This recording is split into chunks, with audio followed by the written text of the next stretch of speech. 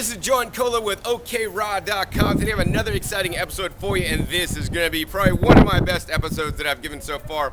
Now, I don't necessarily like to give like recipe demos, and you'll notice that I don't have a whole lot of recipe demos because I want to teach you guys much more than recipes. You know, in our culture, in our society today, we're all taught to follow the leader. So follow the recipe, follow what the head guy says, you know. And I want you guys to start thinking for yourself, because beyond just eating a healthy diet, I think it's very important to make changes in this world that we live in today, is to start thinking for yourself, because so many people are just directed on what to eat, what to think, and what to do in life. So this video today is very valuable because what I'm going to teach you guys is the concepts and how to think for yourself and make your own delicious raw salad dressings by using, you know, different ingredients that you have available at home.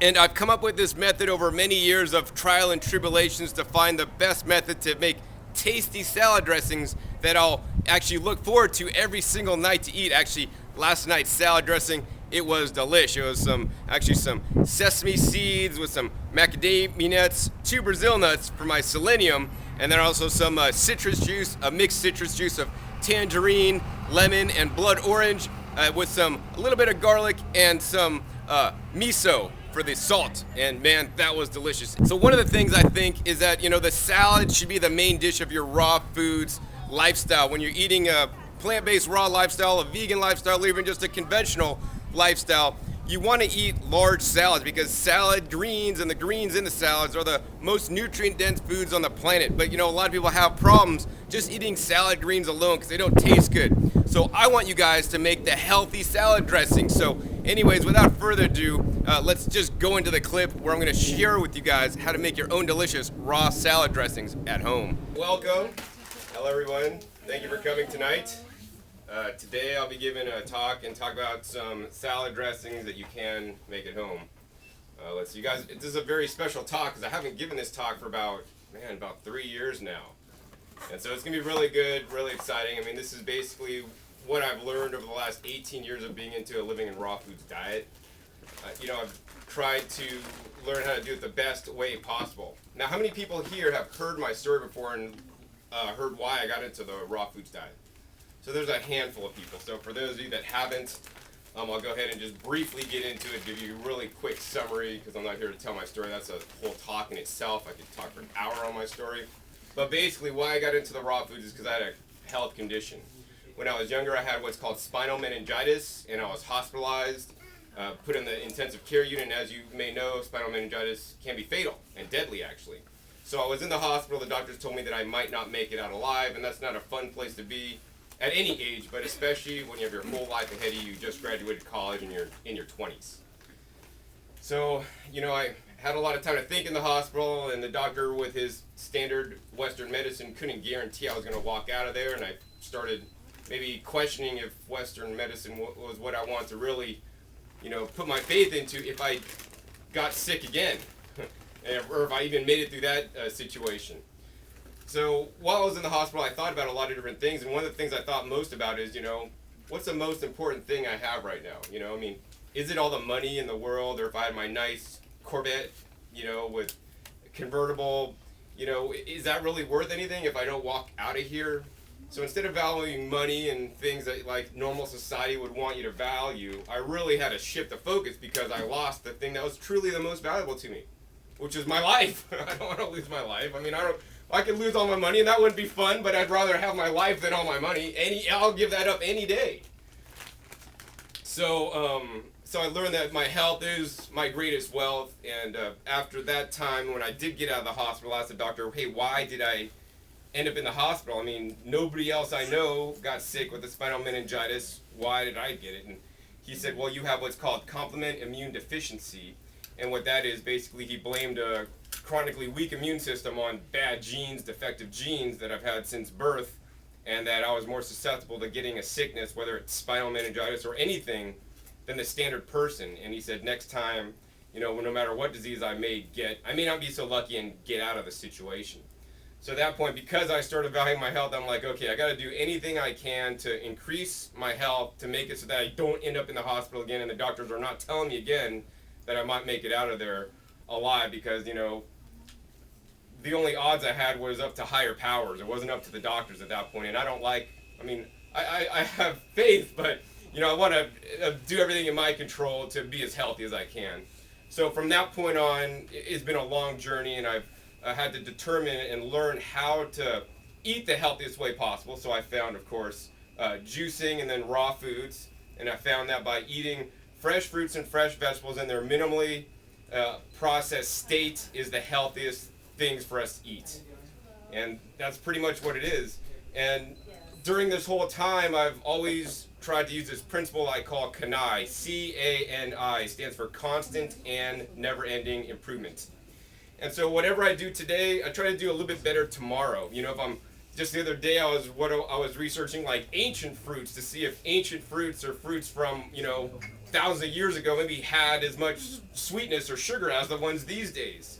And my research showed that tropical fruits absolutely did have very similar properties to today's fruits, although, you know, some of the non-tropical fruits weren't, but that's a whole nother story. But nonetheless, I constantly research and learn new things to build on what I'm doing so that I could truly be as healthy as I can. So I'm really diving in deep, and I got into raw food specifically for my health. I mean, a lot of people may get into it for weight loss or because they're, you know, vegan and eat a plant-based diet, and it's the next, you know, logical step for people that are eating a plant-based diet is to go raw and plant-based. But I got into it specifically for my health, and that's what I've been focusing on all these years. So that's the background I have, because I want to mention this. It's very important to me, because not everybody that's into raw foods is doing it for their health. They may be a chef and they want to make fancy stuff that tastes good, but, you know, not always the stuff that tastes good, even if it's raw, is not healthy. And that's a whole nother talk that I give about that. So that's why I advocate eating whole foods in their natural state as much as possible.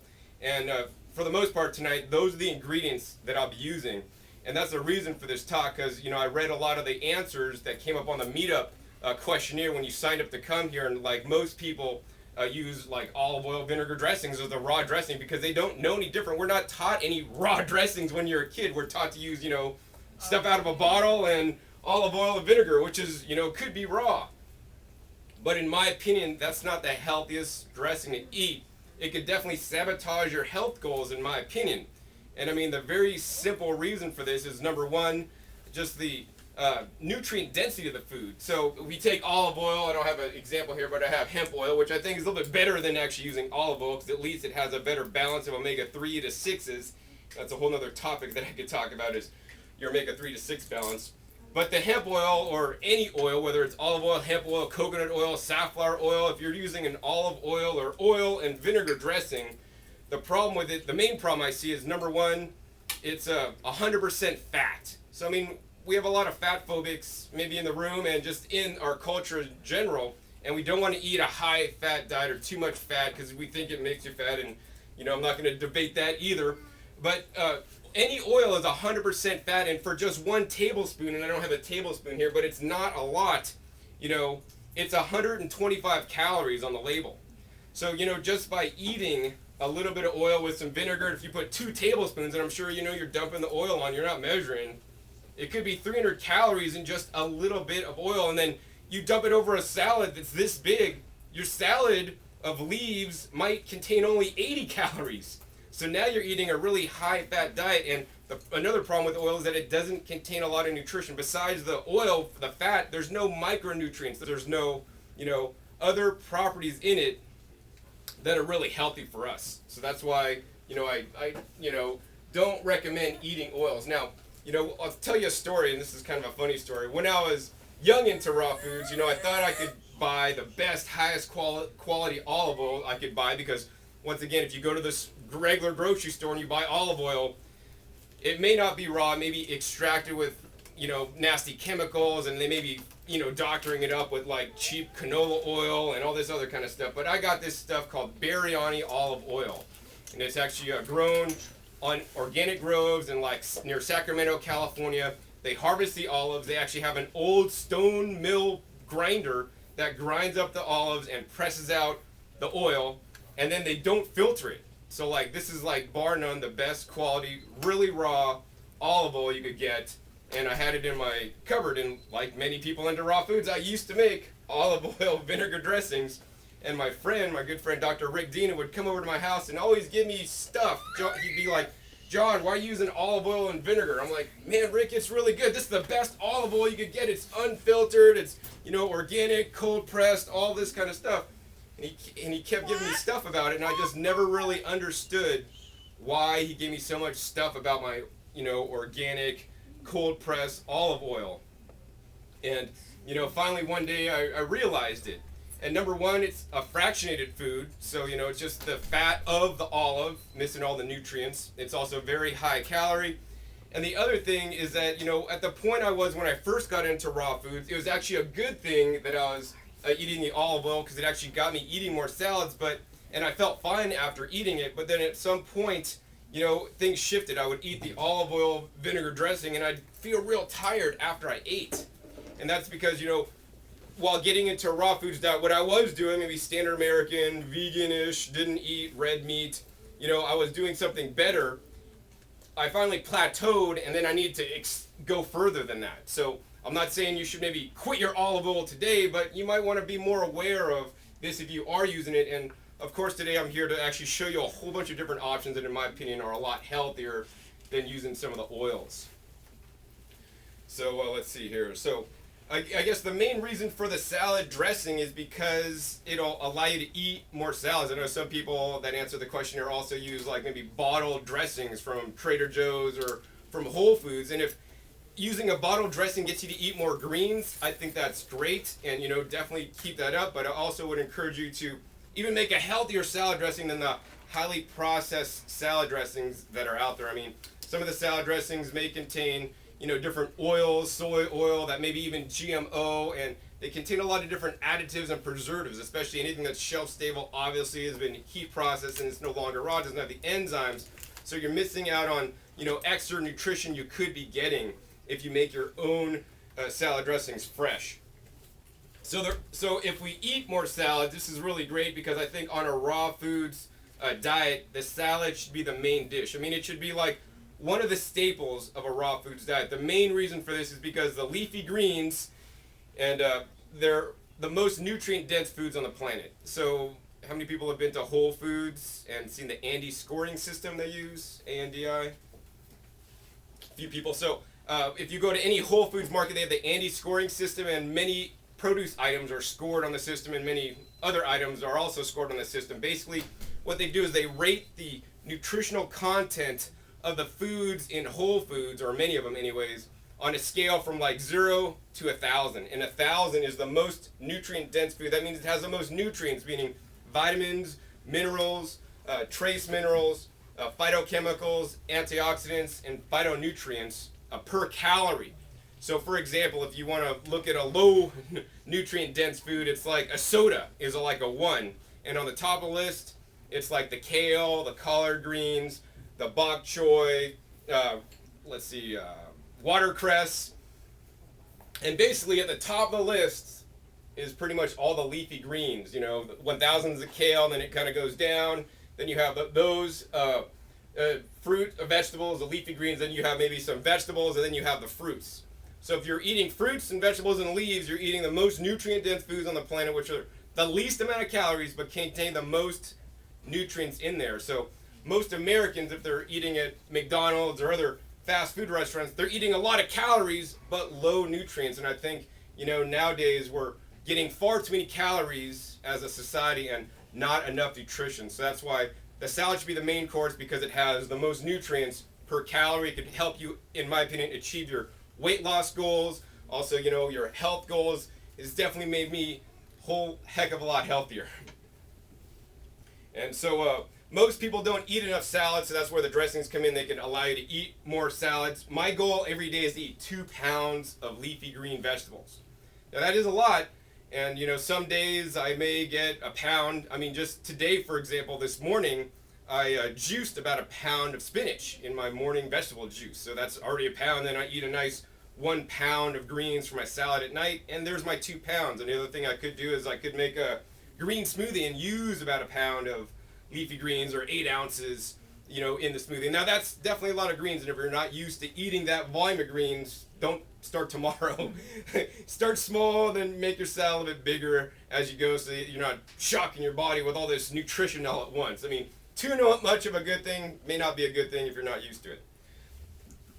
So let's see. So this talk is mainly because I want to get people away from eating bottled dressings, and also dressings that have highly processed, although potentially raw foods, such as like many oils. Many oils are cold pressed, but just because it's raw doesn't mean it's automatically the healthiest thing. And we'll explain more about that. Let's see. Yeah, and so I have some examples here. This is the hemp oil, and it says cold pressed, so this is probably raw, but because it's raw, I wouldn't necessarily choose it. I mean, we got the hemp oil here, and we got the hemp seeds here. So what they do is they take the hemp seeds, they basically press them out. They press out the oil, and then it's like juicing a carrot. When you juice the carrot, you get the juice, and that'd be the same as the oil. And then you get the pulp, and I didn't bring one back here, but the pulp would be the protein powder. So if you're buying protein powder for your hemp protein powder is basically they take out the oil, they have a waste product, now they sell it to you as a protein powder. Whereas in my opinion, it's much better to get the whole hemp seeds, and then you get the oil and the protein all in one in a better package. It's not going to oxidize as fast. I mean, this stuff needs to be refrigerated, or the oils could go rancid. When it's in a whole package form, like found in Mother Nature, it's going to be more resistant to going rancid and going bad. I guess the next ingredient we'll go over is we got the oil, and then we got the vinegar. So many vinegars, especially if you're not using like apple cider vinegar, may not truly be raw. So based on my research, which was a while back, balsamic vinegars are not raw. But if you want to get a raw vinegar and you do want to use a vinegar still, I'd recommend something like this. They have this at the store. This is the apple cider vinegar, raw, unfiltered with the mother, so it's kind of cloudy down there. And I always like to get the highest quality ingredients, no matter what ingredient I'm using. Another new product that's coming out lately is, I guess they got a coconut vinegar. And this is actually the coconut aminos, which we'll talk about in a little bit later in the talk. So if you're not using like an oil and vinegar dressing, what are you going to use? You're going to use whole foods, and not items you buy at Whole Foods Market, but real whole fruits and vegetables to make your salad dressings. And once again, as I talked about the nutrient density, these are the most nutrient dense foods on the planet. So the equipment you're going to need to make your salad dressings are basically you're going to need a blender. It's just very simple. A juicer may also be helpful, but it's not totally required. So I like to recommend the Vitamix Turbo Blend VS, and this is the standard carafe. It comes with it's a 64-ounce carafe. What many people don't know is that they also have a smaller 32-ounce carafe available. So this is actually a good size for making dressings, because sometimes getting your dressings out from the bottom of the carafe can be a little bit of a hassle. To assist in that, actually, I got this nice spatula here, and this is actually from Williams-Sonoma, especially when I'm using like $10 a pound macadamia nuts as my dressings. I don't want to leave any residues in the blender carafe and wash them down the sink, so I got this, and it gets right between the blades really well to scrape out all my dressings. I do have a good demonstration on YouTube where I compare the Vitamix to the NutriBullet, and I show in the video that it doesn't do as good of a job as a Vitamix. Now, if you do have a regular blender, one of the techniques you can use to make the dressings that I'm going to show in a minute, and I've done this before many instances, is that you're going to have to, instead of just like, you're going to see me dump all the ingredients in the blender and just turn it on, it's just going to liquefy everything and break it up into a nice creamy sauce that you guys are going to get to taste in a minute. But if you don't have a Vitamix, I'd recommend, number one, saving for one if you're serious about getting healthy, because it's the device, the blender that I find that breaks down your food the most. If you have a Blendtec, that's just about the same as the Vitamix, but I prefer the Vitamix overall. But if you have a standard blender, what you're going to have to do is you're going to have to add all your liquids, and I'll show you guys in a minute. You're going to have to add all your liquids first, and instead of just putting the whole handful of nuts in at once, you're going to just maybe add one, let it blend a while, add two, let it blend a while, add three. This way it doesn't overload your blender with like too much at one time. One of the things I like about the Vitamix is that it's so powerful. It'll literally make cream out of the nuts. It'll cream up the nuts. There'll be no nut fragments. And when it does this, you're basically breaking open the cell walls to explode the nutrients in the food to make them more bioavailable, and it's creating more surface area so that your digestive system can get more nutrition out of them. I mean, the other thing you could do is you could pour these ingredients that I'm going to blend up like all over your salad, but then make sure you chew really well. I'd rather blend them up to get better extractions so that I don't have to chew as much, because I already spend, you know, an hour, maybe even more every night to eat my salad if I'm eating a salad, because chewing is very important, and don't underestimate the power of your jaw. Why making a salad dressing out of produce is better than chopping and putting the ingredients on your salad. So say for example you're gonna have a big salad, and you know you want to put some bell pepper in there, and you could take the knife and chop up the bell pepper, and you know just into slices or little chunks, and then you're just gonna throw this on top of your salad and then pour the dressing on top. So does anybody have any ideas why it would be better to actually throw the pepper in the Vitamix to cream it up instead of actually just chopping it up on top of your salad? Get more use out of the same volume of dish. Breaks down better, right? Yeah. So when you put it in the blender, it'll break it up. How many people have heard like it's better to cook a carrot than to eat a carrot raw because you get more nutrition out of the cooked carrot? Anybody? I mean, that's a thing that constantly goes around and kind of irks me a little bit, because in general that is absolutely true. If you eat a raw carrot compared to a cooked carrot, you're going to get more of certain nutrients from the cooked carrot because the cooking process breaks open those fibrous cell walls. But if we compare like a cooked carrot to like carrot juice or even a blended carrot, then guess what? Then guess what has more nutrition?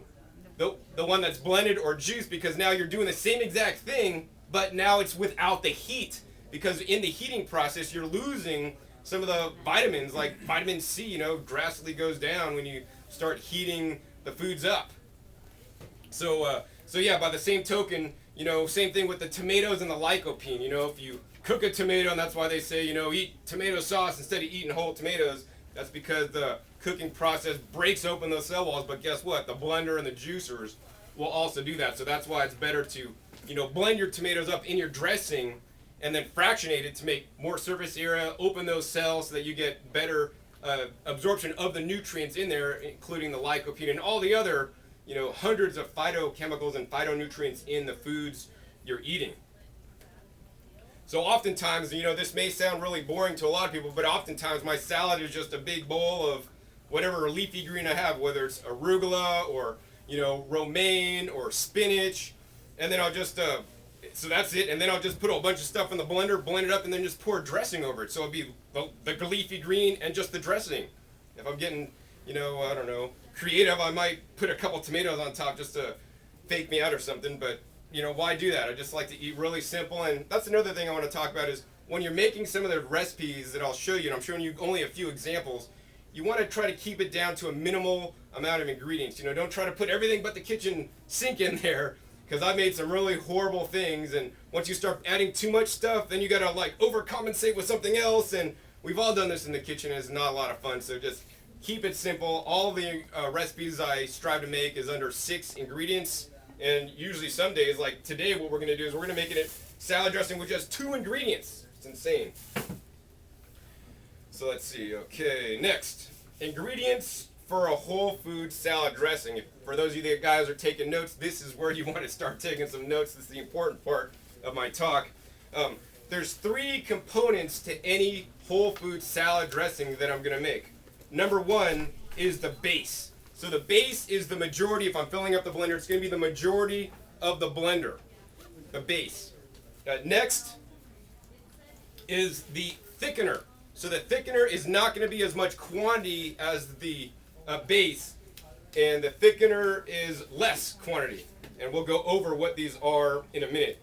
And then finally, the last component of your salad dressing is your flavoring agent and that has the least amount of quantity, and we'll explain what these are with all the stuff I got on the table here.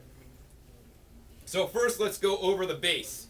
So the base of your salad dressing should be something water rich, so that's something with a high water content. So some of the things you could use are fresh fruits. So whether it's organic cherry tomatoes or larger tomatoes, that could be a base. If you have a bunch of peppers, you could use actually the peppers. I like to remove the seeds and blend that up as a base.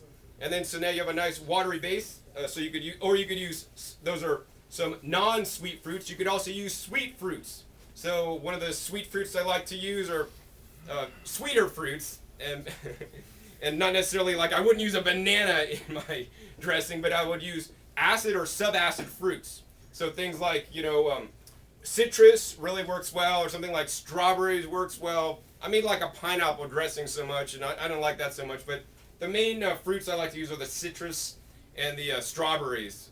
And I've experimented with other ones. Oh, and mangoes. Mangoes works really well. But you'll find which ones that you like. So we got the fruits, whether they're acid, subacid, and we got as the base and the non-sweet fruits. Then we could have something like juices. So we could use fresh juices as a base instead of the whole fruit. And so today we got a few different juices. We got some fresh made carrot juice earlier today. So you could use vegetable juices. Maybe you make some cucumber juice. That could be your base. I like carrot juice because it's a little bit sweet. You could, I don't know, make some celery juice. That'd be a kind of a weird base, but you could do it. We also have some tangerine orange juice here. And another one that's really cool, we have some sweet lime juice. How many people have tasted sweet limes before? We'll talk about more about that in a minute. So you could use that, a juice as your base. Another thing you can use for your base is something like coconut water, which is super water rich. And so I like to use usually the young coconut water because it adds a tinge of sweetness to the base. I also could use the white Mexican coconut water as a base. I don't normally use the brown coconut water because that's tasting kind of funky. So the next thing you're going to want to add is a thickener. So the thickeners could be something like nuts. So any kind of nuts that you may have, or seeds, and why don't we go over some of them since we have a whole table full of cool stuff to show off. So hemp seeds, that's a great thickener. As I do them, I'll toss them down below. You could use something like pine nuts. So pine nuts are a fabulous nut to use. And they do sell all these nuts at the store here. You could also use pistachios as a thickener. These are wonderful. It's hard to find raw pistachios. Oh, and here's one.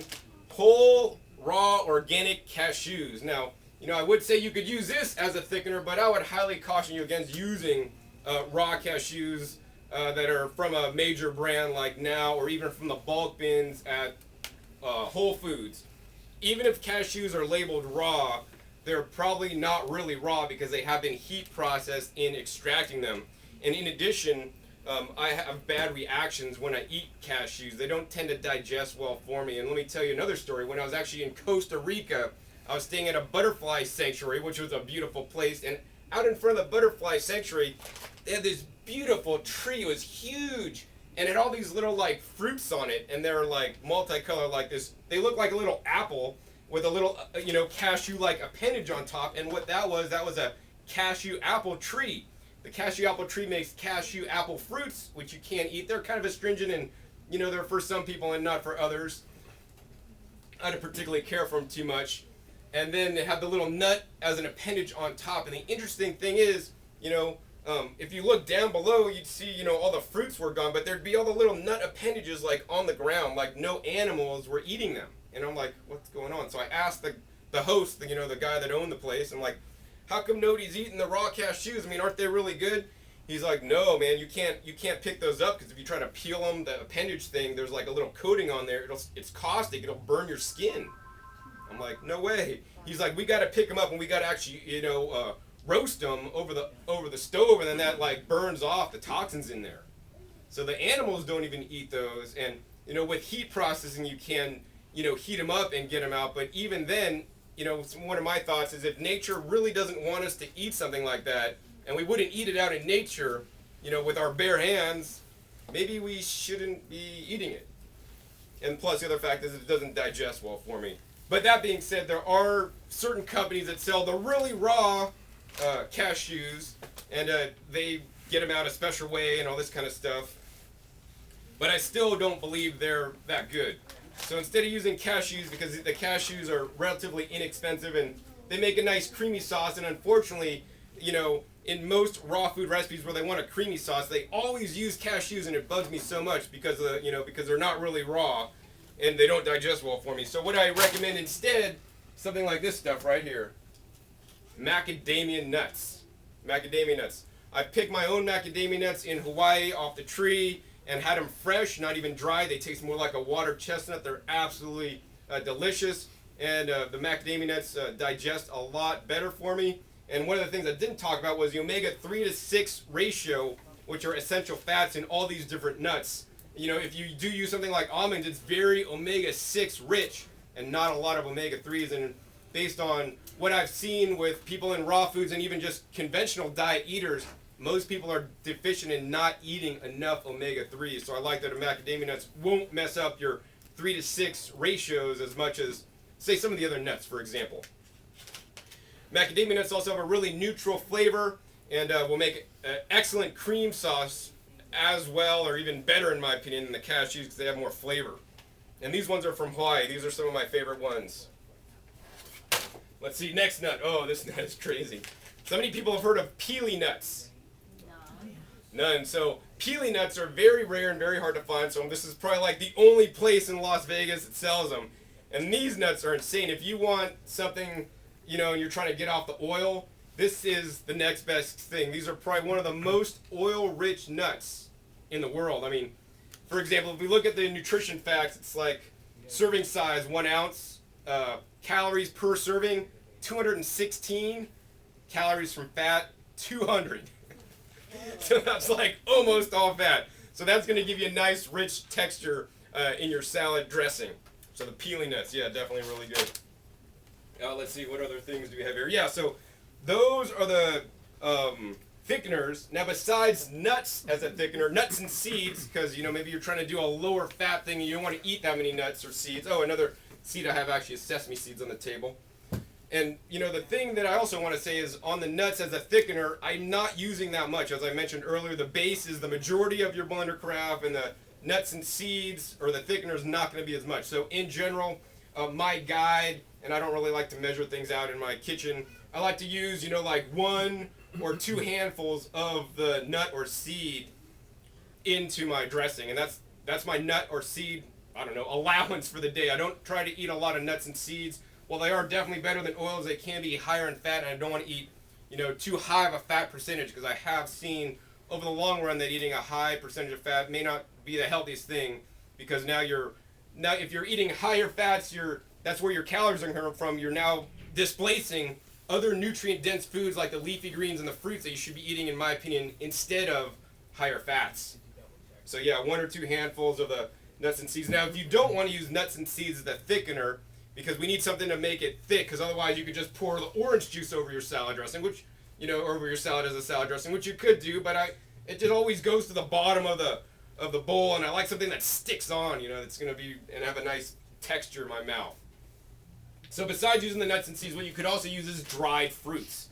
So I dry my own fruits. So I dry my own tomatoes. These aren't my own, but they sell these here. You could use something like sun-dried tomatoes. I also dry my own peppers. I grow my own peppers and then dry them myself. You could also just buy, red bell peppers, yellow bell peppers, orange bell peppers, and dry them yourself. When they're on sale, cut them up and then dry them so that you'll have these to add as a thickener to your recipes. You could also dry other, vegetables, like zucchini will work really well, but I'd rather use zucchini fresh instead of dried.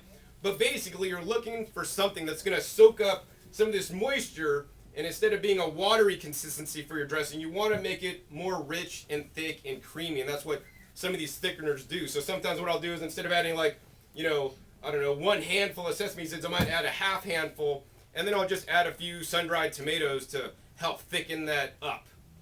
So this is a way you can get away from eating more nuts and seeds if you don't want to.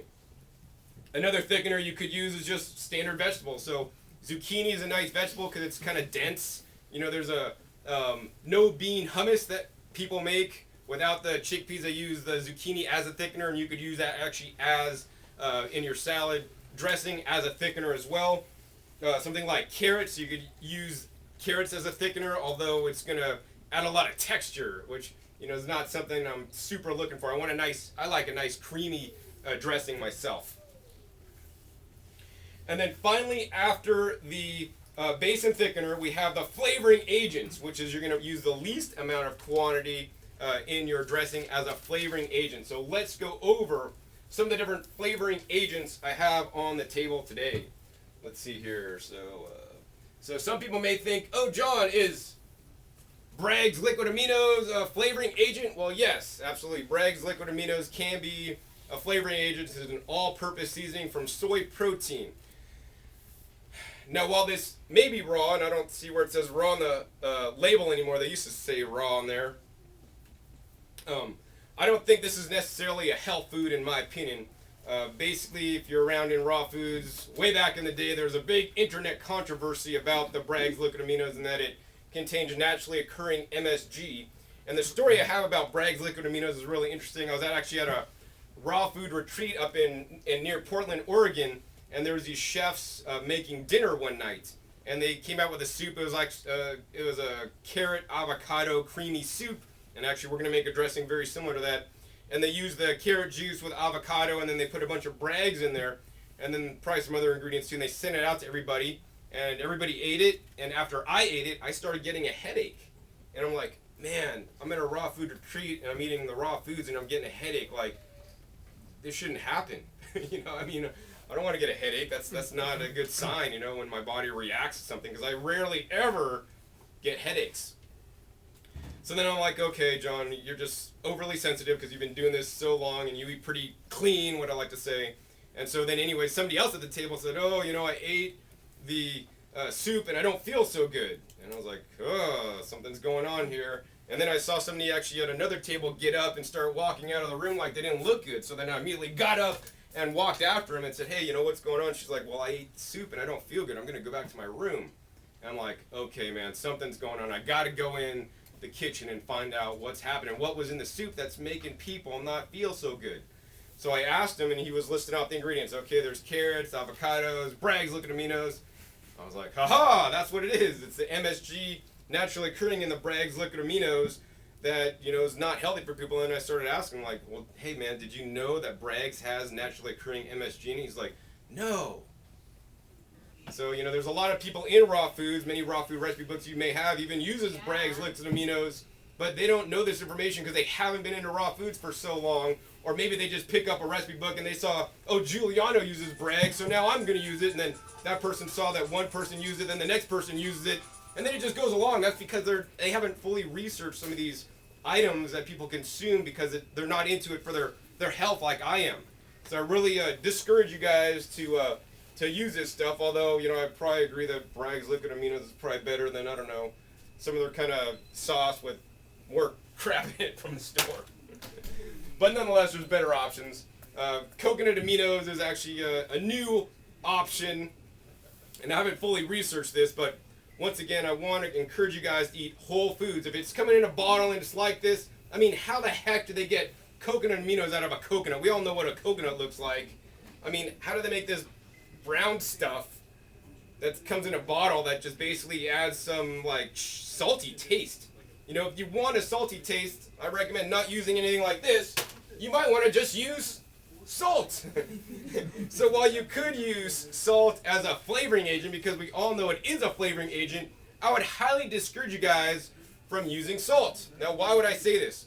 Well, John, this is real salt and Himalayan rock salt. I mean, this is the healthy stuff. This isn't the iodized salt that, you know, all the doctors tell us don't eat salt because it raises your blood pressure and it can cause a whole bunch of other things that happen in your body that's not normal. The reason why I'd say that is because, you know, the issue is not whether it's from the Himalayas, from, you know, the Celtic sea salt, from France. It's all about the sodium content, in my opinion. And, you know, the standard iodized salt is like 99% sodium chloride. And even if you go to one of these guys, Nature's First sea salt, the real salt, or the Himalayan rock salt, these are still very high in sodium. Let me go ahead and give you some numbers here. So according to the USRDA, the standard USRDA for sodium is, anybody know? 1,500 milligrams is what the USRDA says for the average person. I mean, yeah, if you're younger or older, it's different, but on average, it's like 1,500 milligrams. So guess how much iodized sea salt is 1,500 milligrams? It's like it's around 0.65 of a teaspoon. Like, that's very little salt. That's your whole daily allowance according to the, US RDA. Now, if you're putting more than a teaspoon in your dressing, there's that, and then all the other stuff. If you're eating kale chips that has salt and all this stuff, you're really eating more salt than what's even recommended. But, the standard American eats way too much salt, in my opinion. Now, if you say, okay, John, well, I'm going to be healthy, and instead of using the iodized sea salt, I'm going to use the real salt or the Himalayan salt. How much of this stuff could I use? Well, guess what? Anybody want to take a guess how much of this stuff you could use before you meet your 1,500 milligram US RDA allowance? A teaspoon. It's pretty close. It's like 1.13 or something teaspoons. So that's still not very much. I mean, that's almost double, but not quite. But still, if you're, many raw food chefs or recipes, they may just put, oh yeah, we're putting a bunch of salt in there, and man, that's like your allowance right there. That's not even to mention like all the fruits and vegetables you eat, they got sodium in there too, especially if you're like eating celery. So now you're eating more than your daily allowance. Now, some things like if you're eating leafy greens, I wouldn't have a problem with you guys eating more than your daily allowance of leafy greens, because most people don't eat enough. But I do have some issues with eating too much salt, so highly discourage you guys from eating the salt. Now, you might be thinking, John, if I'm not eating the salt, what do I do to make my food taste good? Well, throw this stuff away and I'll show you the better option. Actually, we're going to keep one of these on the table here because I'm going to compare this side by side for you guys. So the better option, in my opinion, and let's get rid of these guys because we don't want these guys here either. The better option, in my opinion, are these guys right here. And what are these guys? These guys are sea vegetables. So once again, the salt is mined from, this was actually mined in Utah, so this is a locally sourced product. I like that. But it's just one thing. It's only the salt. They also extract the salt from the sea. And yes, there is some trace mineral contamination in here with some other minerals in there. But once again, it's mostly sodium. And you could really overdo it really quickly. And, the US RDA is 1,500 milligrams.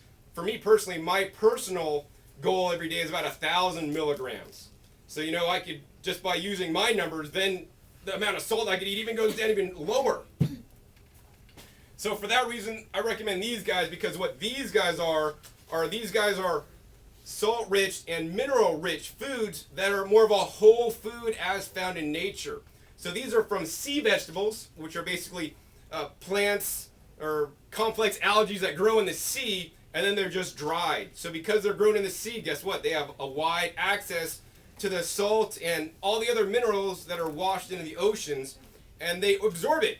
So for example, instead of using salt in your recipes, I'd highly encourage you guys to use some sea vegetables. So if we go over the sodium content, for example, 1 tablespoon of this stuff contains only 87 milligrams. So I mean, you can eat a whole tablespoon, it's 87 milligrams of salt. That's like not really contributing much to your daily allowance of, if you want to do 1,500, or for me, I'm trying to do 1,000. And this one, oh, this doesn't have the nutrition facts on this one. Let me see about this one. Yeah, this one, okay, it's 7,500 milligrams for 1 tablespoon, whereas in 1 tablespoon of this, you got 87 milligrams of sodium. So that's like dramatically, I mean, that much sodium is like over your daily allowance, and in my opinion may cause some issues.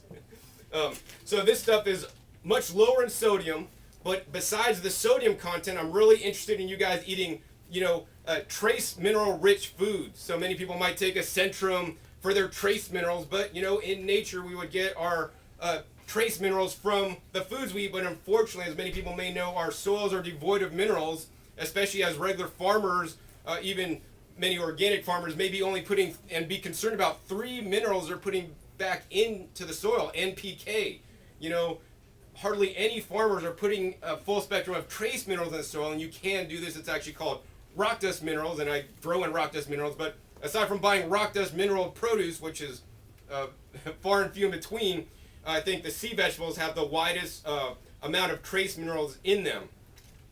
So it's not only the salt that lights up our taste buds on our tongue, but we also have trace mineral receptors. So although this doesn't have the sodium content of salt, it tastes also really good to us because all the other minerals, including the potassium and the whole host of minerals in there. Now, the other thing I really am concerned about for myself and for many other people is besides just the sodium content, you know, in every cell of our body, there's what's called a sodium-potassium pump. How many people have heard of this? So the sodium-potassium pump means we need to have a certain volume of sodium and potassium in our cells because that's how cells move things in and out of the cell. And if you don't have the right ratio, then you may not be working optimally. And every cell in your body is not working optimally. And they're not working optimally as collectively as a whole, you're not working optimally. And once again, most people's sodium-potassium ratio is way off because they got far too much sodium and not enough potassium. So for example, on this dulse seaweed, it's 391 milligrams of potassium and 87 milligrams of sodium. So this will raise up your potassium. What's another good source of potassium? Bananas. Bananas, thank you. That always comes up. But yeah, so eat more, especially if you're just eating salt, at least eat more bananas to get your ratios more in balance. But I just say chuck the salt and, you know, eat this stuff that has some sodium, but it also has a potassium. So, you know, if you think, oh, sea vegetables are boring, there's only a few kinds, well, hey, check out at this store here, they got all these different kinds, and these are really rare to find. They got the dulse flakes, so I like the dulse flakes because the dulse flakes, they don't taste fishy to me. They're actually quite good, so that could be a good salt substitute for you guys. The next one we have here is the kombu flakes. And once again, the sodium on this is more. It's 222 milligrams. The other one was 87. But the potassium is still 560, so that's still over double the amount of potassium. So they got that here. And each one of these have different flavors. This is the wakame flakes. The sodium on this is 212, potassium 382 milligrams. And once again, on these guys, you only need a little bit. I mean, if you just put like a tablespoon in, you'll be good. This one has 81 milligrams of the nori flakes. If you don't get the nori flakes, you can just take whole nori sheets and blend that up in your blender. It'll fractionate it too. Potassium 134, still a really good ratio. And finally, we got this stuff right here. This is actually called the sea lettuce flakes. And this is sodium 87, potassium 391. So yes, the sea vegetables are really good. They also have out here a product similar to this. This is a product that I use actually called sea greens. And the sea greens is actually a mix of powdered seaweeds. Actually, this one just has, I think, the knotted rack seaweed. But over in Europe, and this one is kind of fishy. It's kind of like a kelp. And you can also get the kelp powders, which are actually pretty inexpensive, but they taste the most fishy. But they have, once again, a lot of different trace minerals in there. This is the one I use over in Europe. They've done a lot of research with these, especially like in England and Ireland, where these some of these seaweeds are farmed. You know, it's like, this is like the next level in supplements, like, 'cause this is just a whole food that's been powdered. So I like to add this to my dressings and give it the salty flavor I want without adding just the, you know, extracted salt. And I also get all the other minerals and phytochemicals and phytonutrients found in the seaweed as well. So if you, so besides that, as a salty flavor agent, another thing I like to use is a chick pea miso. I'm not into standard misos with soy. I don't like to eat a lot of soy in my diet, although I do eat natto for my vitamin K2. But I do like the chickpea miso. So the chickpea miso does contain some sea salt, so that's once again high in sodium, but it also has other ingredients, and this is a fermented food, so once again you're probably getting some beneficial probiotics in here with a much lower concentration of the sodium than just using the straight salt itself, and also it'll give a nice flavor to your dressing. Another thing I like to use in addition, instead of, and I usually only pick like one different flavor agent. Another thing for the flavor agent I like to use that'll also add a salty flavor is some fermented foods. So I always take a look at the sodium content of the fermented foods. Some fermented foods may have higher sodium content than others. So this is the farmhouse culture. This is one of the lower sodium content foods. This is actually 4 tablespoons of this stuff is 296 milligrams. So I mean, that's a bunch of stuff you could dump in to get a salty flavor. But not only are you getting the salty flavor now with this stuff, you're also getting the beneficial probiotics in there. And also it adds a nice, really good zing instead of like a vinegar to my foods. Another thing I like is the kimchi. So the kimchi also, when they do ferment foods, most of the time when you buy them, they do add some salt. You can make these at home yourself without salt, and I have a video on YouTube to explain how to do that. So yeah, this adds a flavor plus adds a little bit of salt, because I do think it's important to get an adequate amount of salt. I'm not going to say, oh, don't eat any salt. I have had friends in the raw foods who've been into it for a long time and shunned anything with salt in it, including potentially sea vegetables, and then they got their sodium levels checked and actually they were low in sodium. Now, that's probably, outside the norm because probably, in my opinion, most people in raw foods are eating far too much salt, especially if you're eating, processed and packaged raw foods, because anything you eat like kale chips and other things, they're always going to add salt to make it taste good. But what I like to say is if you have real nutrient dense food like foods out of my garden, they taste really good without adding nutrition because it's high quality produce that has the trace minerals in it from the soil that I'm building. And the problem today is that most foods in our conventional system, including organic foods, are not grown with the trace minerals, so they taste kind of dull and bland. Plus, that's intensified by harvesting the produce and then shipping it, and then you buying it a week, 2 weeks, 3 weeks, maybe even a month later. The taste, goes down, and when the taste goes down, guess what? The nutrition also goes down as well. So let's see, besides using those things, if you want to do like a no salt thing, you could definitely do that and add a flavoring agent such as this one right here, and herbs and spices. So you could use herbs and spices as flavoring agents, whether you're using fresh herbs, which I'd recommend. I'm growing some like rosemary and sage right now in my garden that's doing really well despite the weather. And just harvest any of that and throw it in a dressing to add some flavor. You can also use dried herbs. So this is actually called Italian Seasoning Organic, and this is a salt-free seasoned blend. They sell this here at the store, and how many people buy those little spice jars? It's like, what, $3-4 for organic spice jar? This whole thing is 1 pound. I mean, this will last you a year. It's $14.50. Or like, split it with your friends. And also at the store here, they could actually special order for you other spice blends. So like you could get a curry spice blend. I think curry is a really good spice to use because it has a turmeric in there, and turmeric is probably one of the best root vegetables for antioxidant potential. So tonight actually we're going to use a little pizza seasoning in one of the dressings I'm going to make.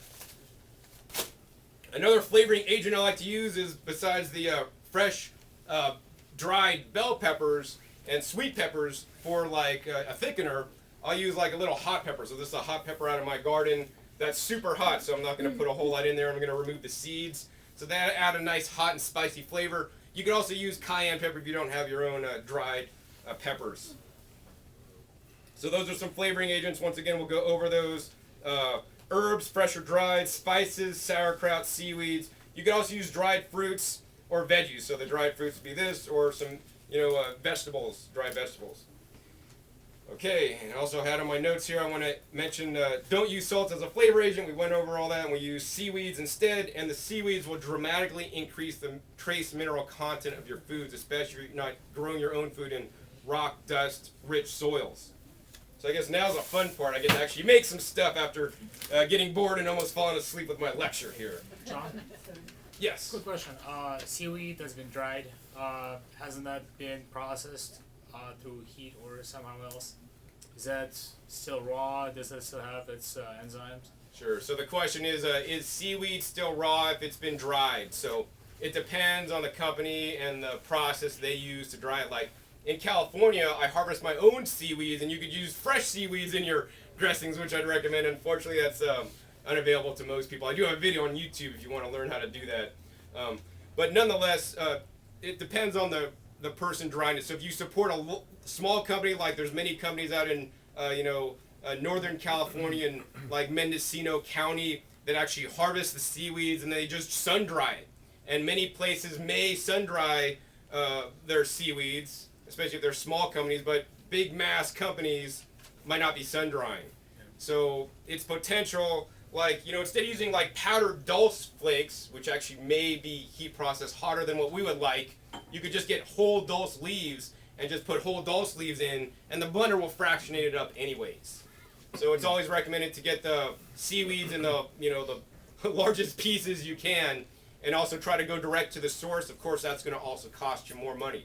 So, probably some of the seaweeds that I buy are probably not truly raw, but I'd rather be, and how much seaweed am I really eating? Like, a shaker of this, a shaker of that, and most of them they're pretty good. I think in general they're mostly raw. Some of them may not be, but I think the benefit to adding it is far outweighs the, oh my God, I'm eating a little bit of cooked stuff, right? Because I've only been 99.999% raw for the last 18 years, and I don't expect anybody to be 100%. If somebody's saying they're 100%, unless they live on an island and growing all their own stuff, I don't believe them. And that's the other thing, you know, and the goal is not 100% raw foods. What the goal is for me is about 100% health. So, you know, there's products that I would consume, like some of the spirulina and chlorella powders out there in the shelves that you could also use as a flavoring agent, which are really good too because they're high in phytonutrients and phytochemicals. But they may be heat processed harder than what I'd like, but I'm not like, oh, it's not raw, I can't eat it. No, this thing has really good nutrition for me, you know, and until I start growing my own spirulina, it's the best I could do, so I'm going to include those things because I think it's so beneficial for me to have. And you each need to make your own decisions on what those foods are for you. For me personally, I'd rather eat some dried seaweeds that are probably raw, maybe not, than not include them in, oh, I'm just going to eat salt instead, right? We just learned that, but the salt's raw and the seaweed might not be. Come on, man, what's more healthier? All right, so hopefully that answers your question. All right, so next let's get into some of these dressings and start using this blender.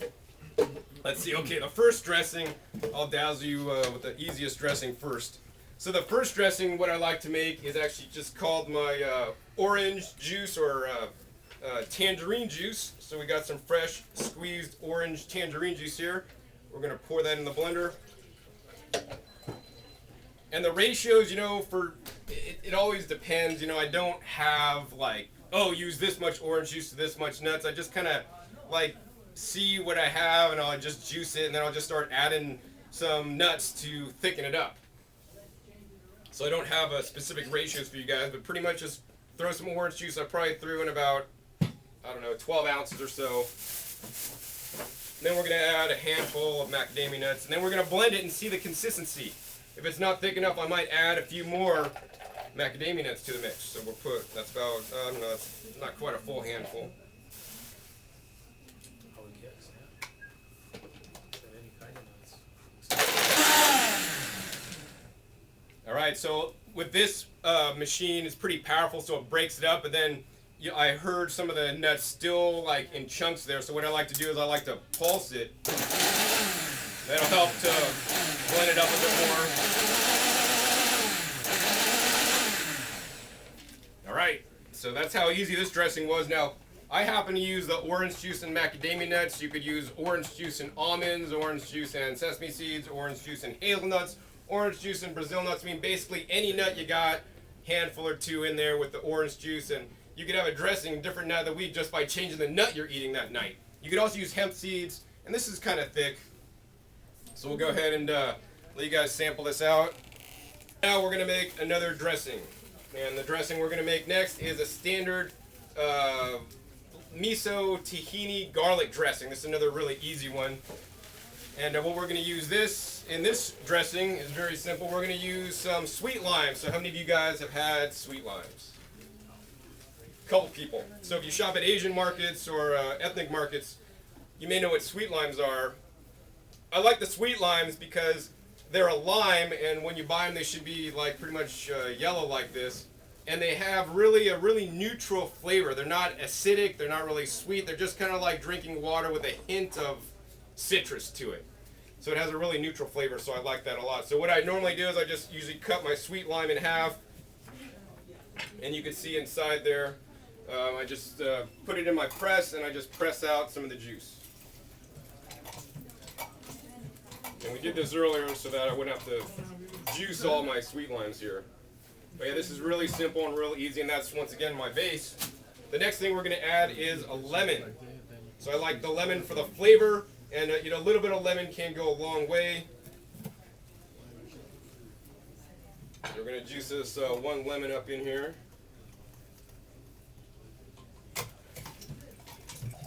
So this is sweet lime and lemon, and then we'll add the other ingredients.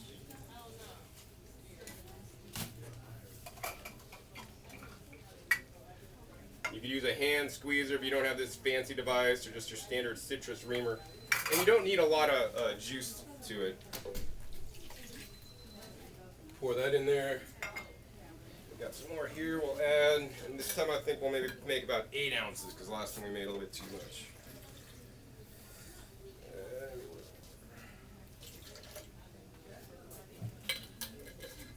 So your standard dressing, what we're making now is the lemon tahini miso dressing. Most people would use like tahini. At this point, if you just put some tahini in there and blend it up, it'd make a nice creamy consistency. But what I'm going to do instead is I'm going to just use whole sesame seeds. Once again, I want to use foods in their whole state, and because I'm blending it up anyways, the blender will turn this into tahini mixed with the juice I'm making, and also the whole sesame seeds are less expensive than buying the tahini.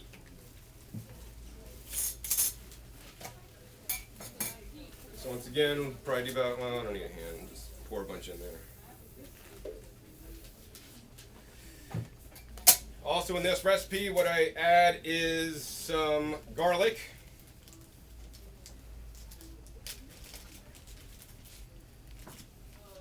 How many people like garlic? Wow, man, like almost everybody. So I'll make this particularly garlicky today for you guys. Garlic's one of the really easiest things to grow in Las Vegas, actually. You plant it like once, and then you just forget about it until it's ready to harvest. How is that? I mean, that's just 2 ingredients. A variant of that is the strawberry macadamia nut. And my brother, who doesn't eat raw or anything, he's like, man, this stuff tastes like strawberry yogurt. So, I mean, that's kind of like the consistency, you guys. It's like that orange yogurt. But, man, imagine eating a whole salad over that, man. It's like, oh, I can't wait for every bite. So on that one, we got the sweet lime, the lemon, we got the sesame seeds, we got the garlic, and now we're just going to add a hint of the salty flavor.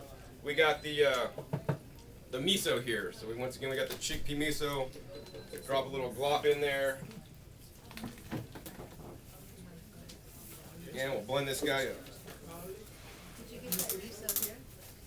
Yeah, so this miso, it's very hard to find the chickpea miso.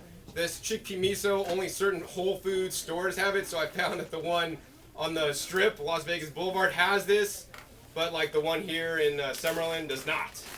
So yeah, I gotta make a special trip down the Strip to get my chickpea miso. Town Square, yeah. Las Vegas Boulevard. What's the name of it again? Whole Foods Market. No, I know that. Oh, chickpea miso by Miso Master. Oh, chickpea.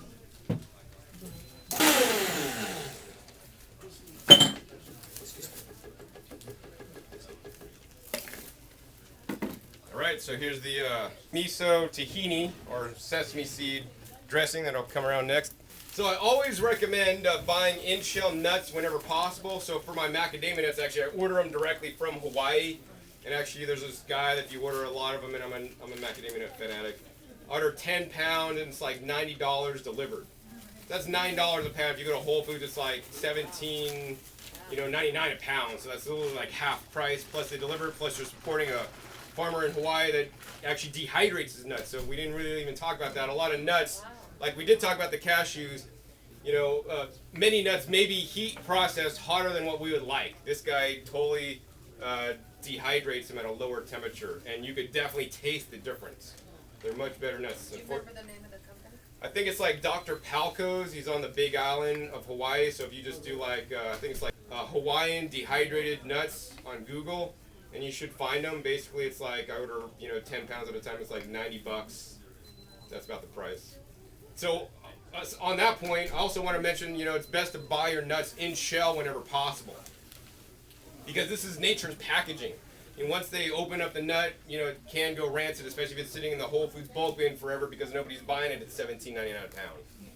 So I didn't harvest these walnuts, but I have walnuts I harvested. And there's all different kinds of nuts. I did want to show this in the demo because it is kind of cool. So these are walnuts. Oh yeah, here we go. So many people have seen red walnuts before on the inside. So these are really cool. So I mean, this could add a different color to your dressing. And I always like to, try new and exotic different foods, because every different food, especially in different colors, may have different phytochemicals and phytonutrients. So these are actually a hybrid style nut, not GMO or anything. And but yeah, these are red, so I like these a lot. Got these in California. But yeah, fresher the nuts, the better. And yeah, see, we got the extra dressing of this. So let me pour this out. How long does the dressing last? So generally what I do is like I only make enough dressing for my one salad that evening. I won't make like big batches. Like every night if I'm making a salad, I'll make just enough dressing for that salad that night. And I don't like to save my dressings. Sometimes I'll pour all the dressing over the salad, and on rare instances I can't eat the whole salad, and then I'll actually put the whole salad with the dressing in the fridge and then eat it, for lunch tomorrow. But yeah, once again, I want to only make as much as I'm going to eat at that point, because then, once you start oxidizing these things, especially with the blender, you want to consume it right after you make it, and so it has the most nutrition in it. I guess let's switch gears here a little bit, and let's do a non-fat dressing, or no overt fat dressing. And how many people are on a low-fat 80-10-10 style diet here? Anybody? One person? So you'll like this, or you could use a variant of this. This recipe is really easy. All we're going to do here is we're just going to add the mangoes. So these are just fresh mangoes that are cut up. And I always like to put the mangoes in first to get them blended up. And that's going to work a little bit better in the blender than adding the bell peppers. And then we're just going to add some bell peppers. So this is like 1-to-1 ratio, 1 mango, 1 bell pepper. And you could do this. That's still kind of plain for me. So what I like to do to spice it up a little bit is actually add a little bit of hot pepper. So you could use some cayenne powder. And these are actually some peppers that I grew, and we're going to remove the seeds, because with the seeds it'd be crazy hot. And we're just going to put a little piece in there and see, hopefully that'll be hot enough for you guys. Not too spicy. You guys like that one? That's the garlic tahini. Miso. Alright, so this is the non-fat one. And yeah, you could add nuts to this if you wanted some more texture in there, but many people are trying to do a low-fat thing, so this is an option. And if you don't got bell pepper, that's alright. Use some mangoes and some tomatoes. I mean, just the other day I made a salad, and I didn't even have a blender, and I didn't want to use a blender, so I just diced up the mango and the peppers and just added it to my collard greens. And that was my salad. 3 ingredients: collard greens, tomatoes, and mangoes. Or you could use the bell peppers. But that's what I made, and it was absolutely great. Another thing I did, so I did that one night, then the next night I did the same exact thing, but then I added just a little bit of sauerkraut to it. And without even blending, although I prefer to blend it. So let's blend this guy up. Alright, and if you wanted this thicker, what you could do is you could add some like dehydrated mango or freeze-dried mango if you really want to kick, or you could add some like dehydrated pepper. That'll make it thicker without adding extra ingredients.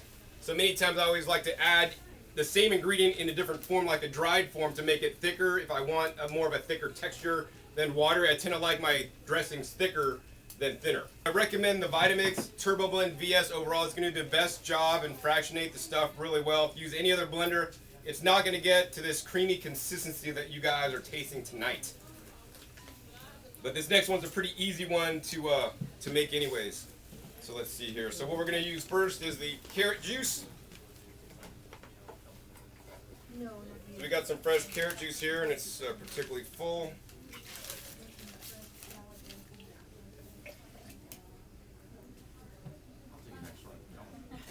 How did you make a carrot juice? So the carrot juice is just juiced carrots, and the omega vert, and then we strained out the extra pulp since we didn't want that in there. But yeah, just juiced carrots. Carrots are probably one of the most.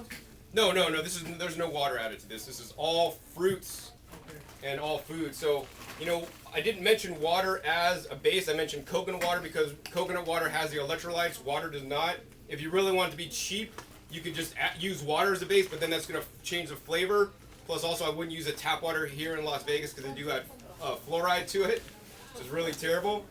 When you're using more water, that's displacing, nutrient-rich water you could be drinking. So nutrient-rich water, coconut water, really easy. Carrot juice, which is water with all the beta-carotene, phytochemicals, and phytonutrients in there. Plus, it has a flavor.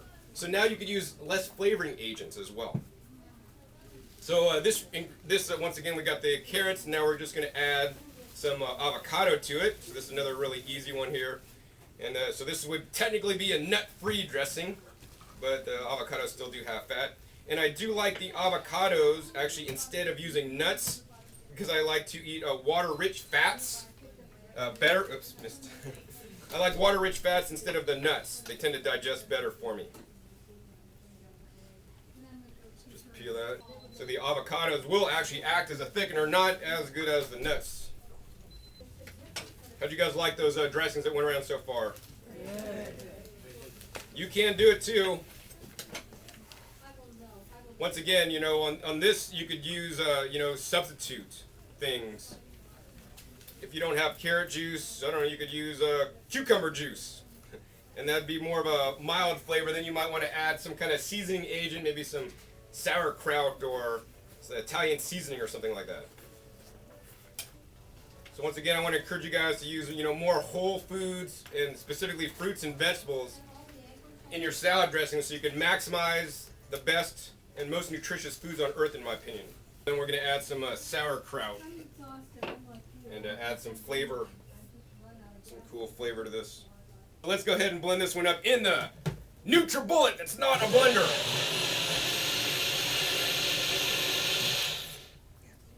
All right, so we got a pretty good creamy consistency here. So I think that's pretty much going to be the end of my demo. Do you have any questions on any of the recipes that I made tonight or any other questions? Basically, to sum it up, you know, the dressing's really easy to make. You want to use whole food ingredients. Number one, you got the base, which is the majority of the mixture. Then you got your thickener.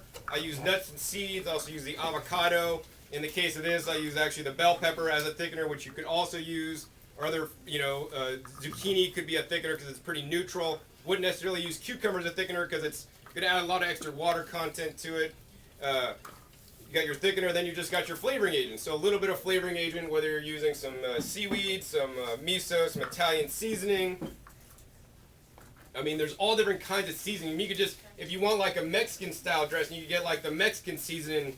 You know, like Sprouts Farmers Market actually has a pretty good section of bulk spices that you could just buy the little you know, bag here, and you could just get a little bit to try it.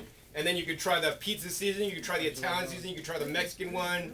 You know, they got a za'atar seasoning. I mean, whatever, just get all the different ones and start playing. And, you know, I give you guys permission to experiment in the kitchen and have some fun. And, you know, maybe one night you might not make a dressing that tastes so good, but once again, keep it with a minimal amount of ingredients, and, you know, you'll learn from your mistakes, because trust me, over the 18 years I've been raw, I've learned from a lot of different mistakes, and that's the way, in my opinion, you'll learn the most, by making mistakes.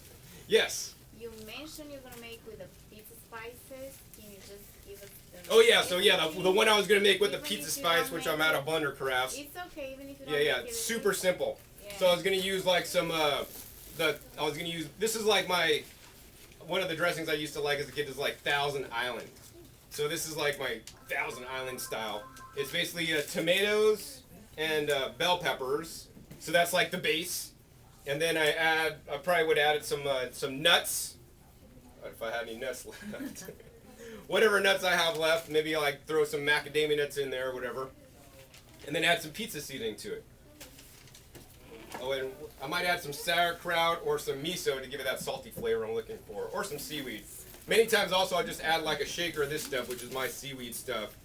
I've been trying to eat more of the seaweeds in my diet because I think they're immensely beneficial, and most people in raw foods don't really advocate or talk about them too much. Do you have the recipes printed somewhere? You know, Oh yeah, thank you. So all the recipes I make, I just, like every night when I make a dressing, it's like I kind of take assessment of like, oh, what ingredients do I have that I have to use, and I just make something up on the fly. So I don't really follow my own recipes or anything like that, but if you do want a few of my recipes, you know, most of them don't ever get written down. I'll just make them on the fly, and I mean, I've made some of the ones I made for you guys, but never in the exact same proportions because I don't measure anything, right? But what I did do a while back is actually I did come up with a little booklet, and this booklet has over 30 mouth-watering recipes, and it does have a small section of some of my dressings. So it has like the macadamia nut dressing that I talked about. It has a berry coconut water dressing, a mango bell pepper dressing, a macadamia nut miso dressing, a mango curry dressing, that's a good one, orange almond dressing, 999 aisle dressing. Actually, that's the recipe I just told you. It's 2 medium bell peppers, 3 medium-sized tomatoes, 1 cup Brazil nuts, 1 teaspoon chickpea miso. Then you could also add the pizza seasoning or Italian seasoning.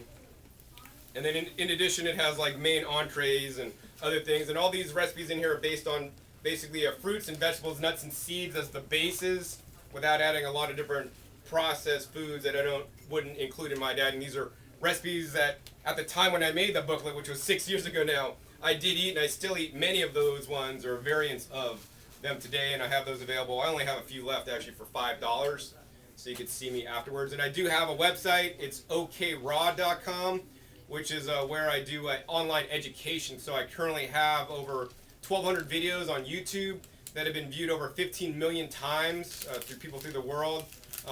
Many of those videos may have recipes in them, but also they'll teach you a lot of the different concepts and my teachings that I've learned over these 18 years of being raw. I have about 250 videos on the raw foods. I have over 700 videos on growing food, especially many actually how to grow in Las Vegas, because I think growing food is very important and end game if you are into raw foods. I mean, we should all be growing our own food and eating it. That's the most natural way to eat food out of your garden. And then I have a third YouTube channel called Raw Foods, which is where I demonstrate all the equipment. So I demonstrate this juicer, I demonstrate the different blenders. I have a comparison where I just demonstrate the NutriBullet to the Vitamix, so you guys can see which one is better. I demonstrate how the juicers work and which one may be better for your particular situation. I have videos on, explaining the different dehydrators, how they work, and why you may or may not need one, and which one may be the best for you. So that's some of my resources that are available. There's thousands of hours of online education, all for free, that I put out there to help other people, because I made a commitment when I was sick, when I was younger, that I would live in service and do something more with my life than just try to make the $1 million that everybody seems to want to go for. So this way I feel I could really help people, because I'm grateful to be alive and here talking to you today, because I might not have been. Any other questions? How did everybody like all the dressings? So by show of hands, I want to know your guys' favorite. So vote for one of these. So if you like the first one, the orange macadamia nut the best, raise your hand. A few people, wow. If you like the miso chickpea garlic one, raise your hand. That's winning so far.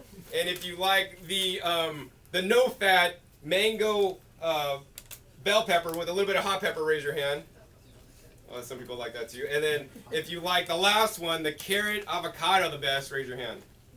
Wow, so we got a really good spread. Everybody liked at least one of them the most, hopefully. I think everybody voted. But yeah, wow, man, that's impressive that everybody liked that. How many liked them all? How many liked them all?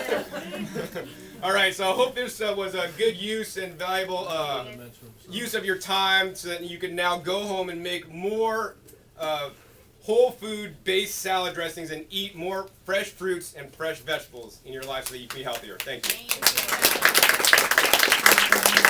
Wow, I must say I'm really impressed with you guys. Thank you for watching this video to the end. In my past statistics that I've checked out and analytics on YouTube, just a small percentage of people watch my videos to the end, and I think that's really sad because, in my opinion, my videos are action-packed, full and chock full of information and knowledge that can help you live a healthier lifestyle. So if you enjoyed this video, I want you to thumbs up this video to let others know that you liked it and that they should hopefully watch it to the end as well. In any case, be sure also to subscribe to my YouTube channel, because besides videos like this, I put out videos all the time that'll really teach you the nuts and bolts on how to eat a healthy, plant-based, raw foods diet.